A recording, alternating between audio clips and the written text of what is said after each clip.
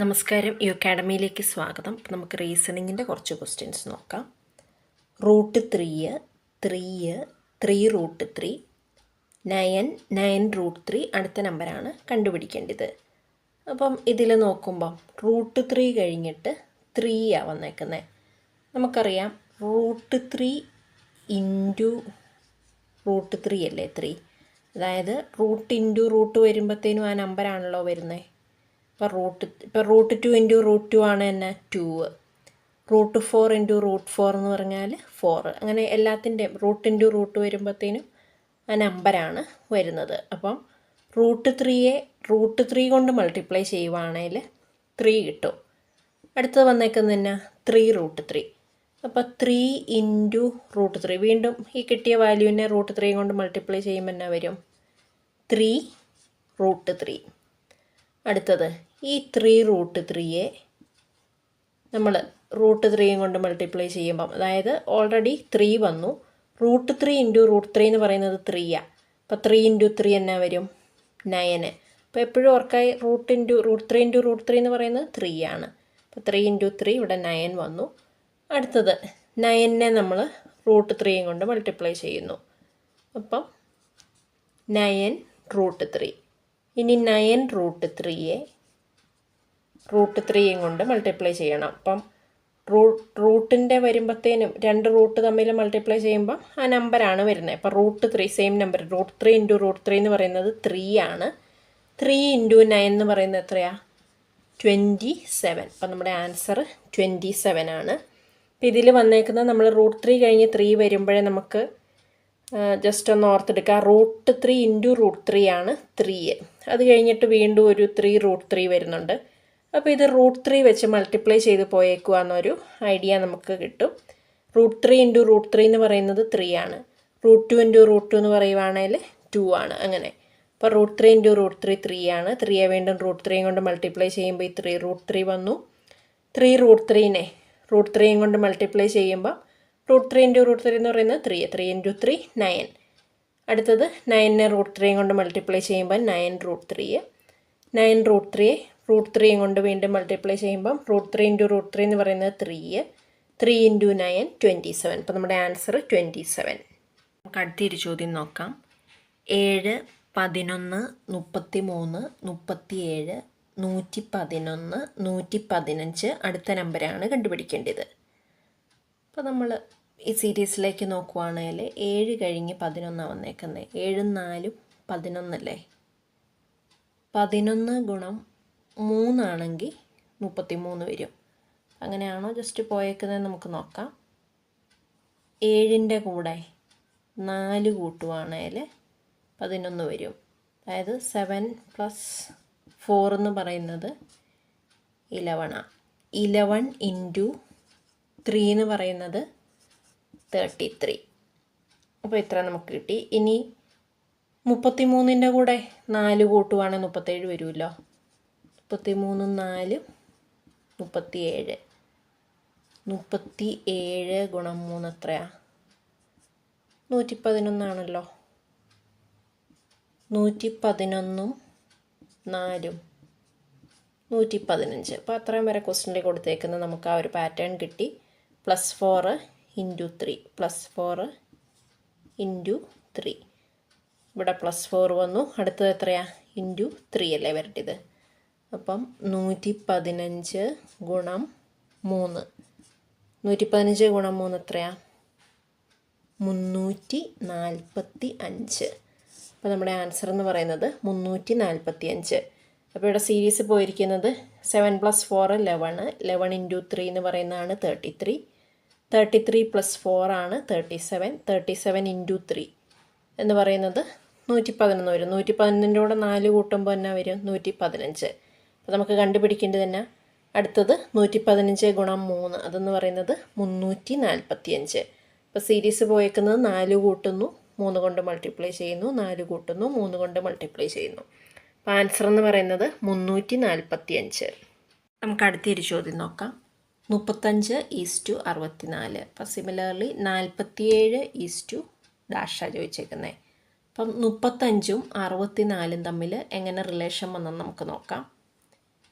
64 എന്ന് പറയുന്നത് തന്നെ 8ൻ്റെ സ്ക്വയറാണ്. 3ഉം 5ഉം കൂടെ കൂട്ടിയാൽ 8 വരികയല്ലേ. അതായത് ഈ 64 കാണുമ്പോൾ നമുക്ക് 8ൻ്റെ സ്ക്വയറാണെന്നറിയാമല്ലോ. ഈ 3ഉം ഈ 5ഉം കൂടെ കൂട്ടിയെങ്കിൽ 8 വരും. അപ്പം അങ്ങനെയാണെങ്കിൽ ഈ 4ഉം 7ഉം കൂടെ കൂട്ടിയാൽ എന്നാ വരും? 11. 11ൻ്റെ സ്ക്വയർ എന്ന് പറയുന്നത് 121. അപ്പോൾ 121 ഓപ്ഷനിലുണ്ട്, അതാണ് ആൻസർ. അപ്പോൾ ഇവിടെ എങ്ങനെയാണ്? ഈ 8ൻ്റെ സ്ക്വയറാണ് 64. ഈ 3ഉം 5ഉം കൂടെ കൂട്ടിയാൽ 8 വരും. അപ്പോൾ അതുപോലെ തന്നെ 4ഉം 7ഉം കൂടെ കൂട്ടിയാൽ 11 വരും. 11ൻ്റെ സ്ക്വയർ എന്ന് പറയുന്നത് 121. അപ്പോൾ ഇവിടെ വരേണ്ട ആൻസർ എന്താണ്? 121. നമുക്ക് അടുത്തൊരു ചോദ്യം നോക്കാം. 3:72 ഈസസ് 4:. അപ്പം 72 ഇവിടെ വന്നേക്കുന്നത്. 3ൻ്റെ ക്യൂബ് എന്ന് പറഞ്ഞാൽ എന്നതാ? 27. ഇത് തിരിച്ചിങ്ങോട്ട് എഴുതുവാണെങ്കിൽ 72 വരുമല്ലോ. അങ്ങനെ ഇതൊന്ന് എഴുതി നോക്കാം. 4ൻ്റെ ക്യൂബ് എന്നതാ? 64. തിരിച്ചെഴുതിയാൽ എന്നാ വരും? 46. അത് ഓപ്ഷനിലുണ്ട്. അപ്പോൾ അതാണ് ആൻസർ. 3ഉം 72ഉം തമ്മിലുള്ള റിലേഷൻ നോക്കും. 3ൻ്റെ ക്യൂബ് നമുക്കറിയാം 27 ആണ്. 27 ഇങ്ങോട്ട് തിരിച്ചെഴുതിയാൽ 72 ആകും. 4ൻ്റെ ക്യൂബ് എന്ന് പറയുന്നത് എന്നതാ? 64. തിരിച്ചെഴുതുമ്പോൾ 46. അപ്പോൾ ആൻസർ എന്ന് പറയുന്നത് 46. നമുക്ക് അടുത്തൊരു ചോദ്യം നോക്കാം. 2.25 1/2ൻ്റെ വാല്യൂ കണ്ടുപിടിക്കാനാണ് ചോദിച്ചിരിക്കുന്നത്. അപ്പോൾ 2.25 1/2 എന്ന് പറഞ്ഞാൽ എന്നാ? റൂട്ട് ഓഫ് 2.25 കണ്ടുപിടിക്കാനാണ്. അപ്പോൾ നമുക്കിത് ജസ്റ്റ് ഇങ്ങനെ ഒന്ന് സ്പ്ലിറ്റ് ചെയ്ത് എഴുതാം. റൂട്ട് ഓഫ് 2.25 എന്ന് പറയുന്നത് 225/100 എന്ന് എഴുതാമല്ലോ. അതായത് 2.25 എന്ന് പറയുമ്പോൾ 2 പ്ലേസസ് വരുന്നു. അപ്പോൾ അതിനെ നമ്മളൊന്ന് ഡിവൈഡ് ബൈ 100 ആക്കി ഇങ്ങനെ ഒരു ഫോമിലൊന്ന് ജസ്റ്റ് ഒന്ന് എഴുതി. അപ്പം 225/100 എന്ന് എഴുതി. അപ്പം 225 എന്ന് പറയുന്നത് 225 എന്ന് പറയുന്നത് എന്നാ? 15ൻ്റെ സ്ക്വയറാണ്. അതായത് 15 ഗുണം 15. 100 എന്ന് പറയുന്നത് 10 ഗുണം 10. അതായത് 2.25ൻ്റെ റൂട്ട് എന്നുള്ളത് നമ്മൾ 225/100ൻ്റെ റൂട്ട് എന്ന് എഴുതി. ജസ്റ്റ് ഈ പോയിൻ്റ് മാറ്റുമ്പം അടിയിൽ 2 സീറോസ് ഇട്ട് കൊടുത്തു. അപ്പം 225 എന്ന് പറയുന്നത് 15 ഗുണം 15 ആണല്ലോ 225. അതുപോലെ 10 ഗുണം 10 ആണ് 100. അപ്പോൾ ഈ റൂട്ട് മാറ്റാൻ നമുക്കിതിൽ നിന്ന് 15 ഗുണം 15ൻ്റെ റൂട്ട് ഓഫ് 15 ഗുണം 15 എന്നാൽ 15. റൂട്ട് ഓഫ് 10 ഗുണം 10 എത്രയാണ്? 10. അതായത് നമ്മൾ നേരത്തെ പ്രോബ്ലത്തിൽ പഠിച്ചായിരുന്നല്ലോ, √3 × √3 എന്ന് പറഞ്ഞു കഴിഞ്ഞാൽ 3. അപ്പോൾ ജസ്റ്റ് അത് തന്നെ 15/10 എന്ന് പറയുമ്പോൾ എത്ര എന്നാ വരും? ഒരു പോയിൻ്റ് മാറ്റി പോയിൻ്റ് ഇട്ടാൽ പോരെ, 1.5. അപ്പോൾ നമ്മുടെ ആൻസർ എന്ന് പറയുന്നത് 1.5.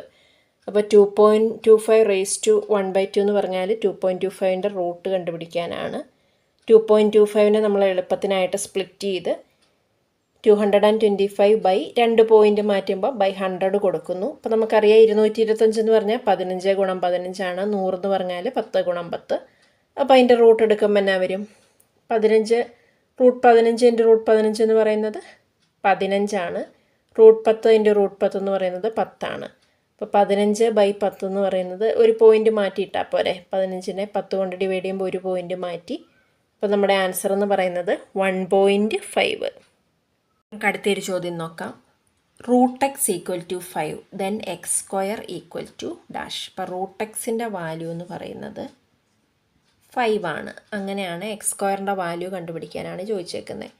അപ്പോൾ ഈ √x 5 ആണെന്ന് പറയുന്നതിൽ നമുക്ക് ഇതിൻ്റെ റൂട്ടൊന്ന് മാറ്റണ്ടേ. അപ്പോൾ നമുക്ക് √x സ്ക്വയർ മാറ്റാനല്ല റൂട്ട് മാറ്റാനായിട്ട് നമ്മളതിനെ സ്ക്വയർ ചെയ്യുന്നു.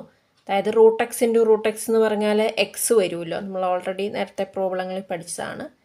അപ്പം ഇതിനെ സ്ക്വയർ ചെയ്യുവാണ് റൂട്ട് മാറ്റാൻ. √x² = ഇപ്പോൾ 5നെ സ്ക്വയർ ചെയ്യണമല്ലോ. 5 സ്ക്വയർ വന്നു. √x × √x എന്ന് പറയുന്നത് നമ്മൾ പഠിച്ചു എക്സ് ആണ്. അപ്പം x = 5ൻ്റെ സ്ക്വയർ എന്നതാ? 25. ഇവിടെ ചോദിച്ചിരിക്കുന്നത് x² വാല്യൂ കാണാനാണ്. എക്സ് സ്ക്വയർ എന്ന് പറയുമ്പോൾ 25ൻ്റെ സ്ക്വയറും ആക്കണമല്ലോ. ഇവിടെ സ്ക്വയർ കൊടുക്കുമ്പോൾ ഇവിടെ സ്ക്വയർ കൊടുക്കണം. അപ്പോൾ 25ൻ്റെ സ്ക്വയർ എടുക്കണം.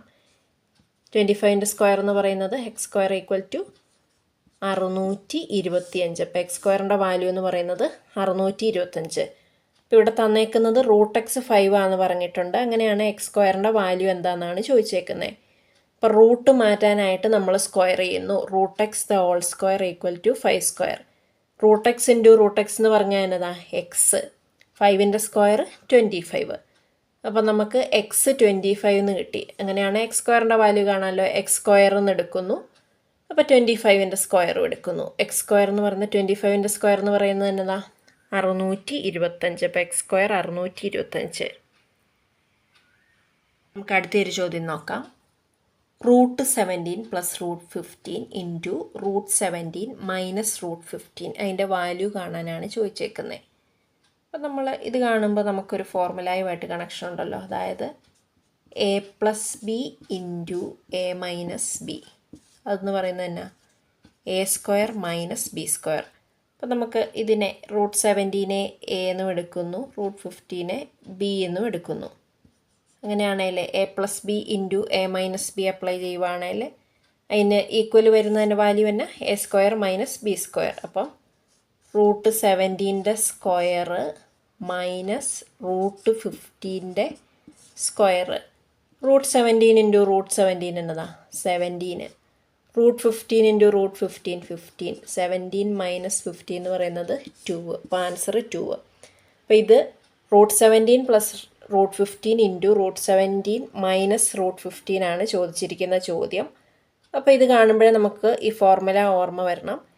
a+b into a-b equal to a² minus b². അപ്പോൾ അങ്ങനെയാണ് ഇതിനെ √17നെ എയും ആയിട്ടും √15നെ ബിയും ആയിട്ട് നമ്മൾ കൺസിഡർ ചെയ്യുക. a² എന്നുള്ള സ്ഥാനത്ത് √17 സ്ക്വയറും മൈനസ് b² എന്നുള്ള സ്ഥാനത്ത് √15ൻ്റെ സ്ക്വയർ എടുക്കുക. √17 ഇൻറ്റു √17 എന്ന് പറയുന്നത് തന്നെ 17 അല്ലേ. √15 ഇൻറ്റു √15 എന്ന് പറയുന്നത് അതിൻ്റെ സ്ക്വയർ എന്ന് പറയുന്നത് 15. അപ്പം 17 മൈനസ് 15 എന്ന് പറയുമ്പം 2. അപ്പോൾ ഇതിൻ്റെ ആൻസർ എന്ന് പറയുന്നത് 2 ആണ്. അപ്പം ഇങ്ങനത്തെ ക്വസ്റ്റ്യൻസിലൊക്കെ ഇങ്ങനത്തെ ചെറിയ ഇക്വേഷൻസൊക്കെ യൂസ്ഫുൾ ആയിട്ടുള്ളത് ജസ്റ്റ് ഒന്ന് പഠിച്ചു വെക്കണം.